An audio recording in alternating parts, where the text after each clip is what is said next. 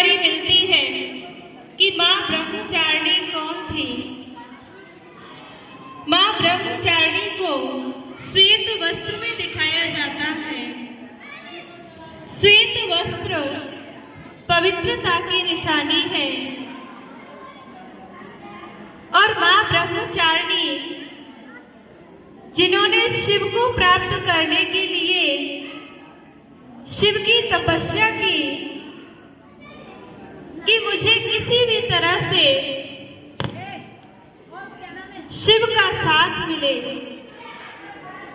तो हम देख रहे हैं माँ ब्रह्मचारिणी को, उनके हाथ में हम माला देखते हैं। माला का मतलब क्या है? माला के अंदर जो मोती होते हैं, एक मोती से दूसरा मोती जुड़ा होता है तो पूरी ही माला का निर्माण होता है। अर्थात जो आत्माएं परमपिता परमात्मा को उसके कार्य में सहयोग करती हैं, तन मन धन से पूरी तरह से अपना जीवन परमात्मा की सेवा में अर्पित करते हैं, परमात्मा भी उनको याद करता है। जैसे कि एक कहानी हम हमेशा ही सुनते हैं कि एक बार नारद जी जब भ्रमण पर निकले तो उन्होंने देखा कि भगवान जी एक रजिस्टर में कुछ देख रहे हैं।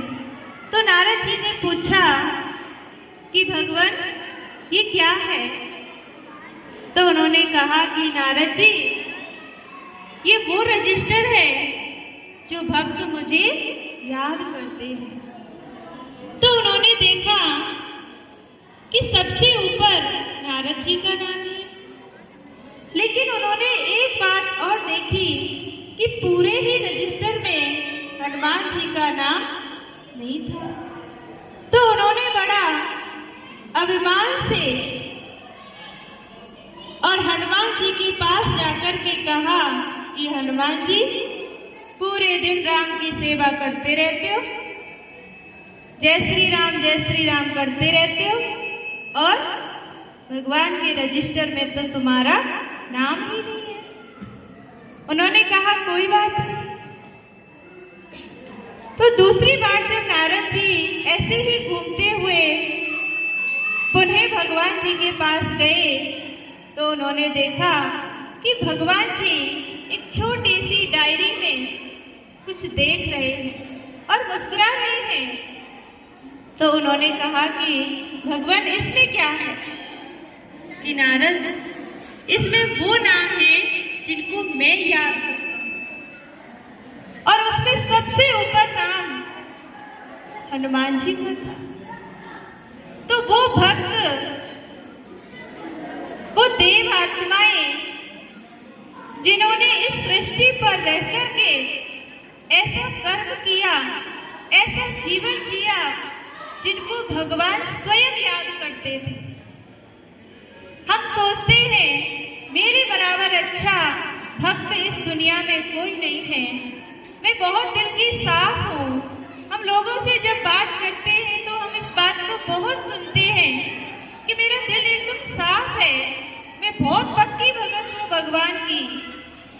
लेकिन क्या हम हनुमान जी की तरह ऐसे पक्के भक्त हैं? और दूसरी बात, जब हम देवियों के दर्शन करते हैं तो स्वतः ही हमारे मन से देवी माँ के प्रति श्रद्धा भाव उमड़ के आता है। ये कन्याएं हैं, ये ब्रह्मचारी हैं, ये पवित्र हैं, तो इनको देवी का स्वरूप माना जाता है। जब वो ही कन्या शादी के बाद पवित्र जीवन से अपवित्र जीवन में प्रवेश करती है तो उसे ही सबके पैरों को झुकना पड़ता है। जब वो कन्या होती है तो सब उसके पैरों में झुकते हैं, लेकिन जब वो कन्या से और एक महिला के नारी के रूप में आती है, अपवित्रता को धारण करती है तो उसे दूसरों के चरणों में झुकना पड़ता है। तो हम इन देवियों के स्वरूप को देखते हुए इस बात का चिंतन करें कि जैसे हम एक कन्या को देखते हैं आज देवी के रूप में, तो हमारा मस्तक स्वतः झुक रहा है, हमारे मन से जय मां अम्बे स्वतः ही निकल रहा है। यदि ऐसी ही भावना किसी भी कन्या को देखते हुए हर व्यक्ति के अंदर रहे तो इस संसार से बुराइयां, भ्रष्टाचार, अंधकार हमेशा हमेशा के लिए समाप्त हो जाए। लेकिन मुझे अपनी कन्या तो देवी का रूप दिख रही है, लेकिन दूसरी कन्या को देखकर मन में गलत विचार आ रहे हैं, गलत भावनाएं पैदा हो रही है। तो आपकी बेटी तो देवी है और दूसरे की बेटी, क्या वो देवी नहीं है? क्या वो कन्या नहीं है? उसके लिए मन में अच्छा विचार क्यों नहीं आ रहा? तो इसलिए किसी को भी देख करके हमारी भावनाएं कभी भी खराब नहीं होनी चाहिए। मां ब्रह्मचारिणी जो श्वेत वस्त्र पहन करके उसकी पवित्रता की आभा दूर से ही नजर आ रही है कि कितनी इनके अंदर पवित्रता की शक्ति है,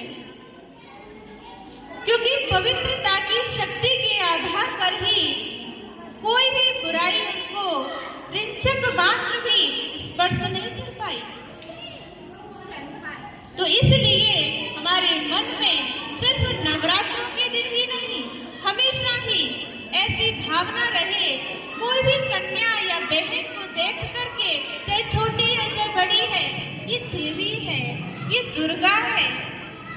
9 देवियों का जो रूप है ये उनमें से ही एक देवी है। तो हर प्राणी के अंदर से बुराई खत्म हो जाए। हम क्या करते हैं? हम हर वर्ष बस ज्योति जलाई, व्रत रखा, पहले दिन रखा, लास्ट के दिन रखा, बस परिक्रमा लगाने गए, नंगे पांव देवी के मंदिर तक गए, लेकिन मन में तो कैसी भावना है? सिर्फ निज के स्वार्थ के लिए। क्या इसी के लिए हमारा जीवन हुआ है संसार में? क्या इसी के लिए हम इस धरती पर आए हैं? अपने लिए तो हर कोई जीता है। जीवन ऐसा हो जो औरों के भी काम आए और हमारे जीवन से, हमारे जाने के बाद भी दूसरे लोग हमारे नाम से भी प्रेरणा लें कि जीवन जीना है तो ऐसा जीवन जीना है। हम नहीं कहते कि आप सन्यासी बनो, नहीं, परमात्मा ने नहीं कहा कि आप सन्यासी बनो, घर परिवार छोड़ के जंगल में जाके बैठ जाओ। गृहस्थ भी आश्रम कहा जाता था, पहले कहा जाता था, क्योंकि वहां आश्रम जैसी दिनचर्या होती थी, मर्यादाएं होती थी, इसलिए वो गृहस्थ आश्रम कहा जाता था, गृहस्थ धर्म कहा जाता था, क्योंकि धर्म का आचरण होता था। आज वो गृहस्थ जंजाल है, गृहस्थ कीचड़ है, गृहस्थ दलदल है। ये आपके ही मुख से हम सुनते हैं। क्यों? क्योंकि सारी ही मर्यादाएं लाइन से बाहर हो चुकी हैं। इसलिए पुनः अपने जीवन को श्रेष्ठ और उज्जवल बनाने के लिए हमें सद्मार्ग पर चलना है, तो परमपिता परमात्मा को याद करना है और पुनः जो हमारे पूर्वज जिस जीवन को जी करके गए उनके जीवन से हमें प्रेरणा लेकर के, यदि हम वर्ष में एक बार भी एक अच्छा संकल्प करेंगे तो आप 10 साल जिए, 50 साल जिए, आपके मन में 50 अच्छे संकल्प होंगे, तो भी आपका जीवन एक कमल फूल की तरह खिला हुआ, महकता हुआ गुलाब की तरह हो जाएगा। ओम शांति।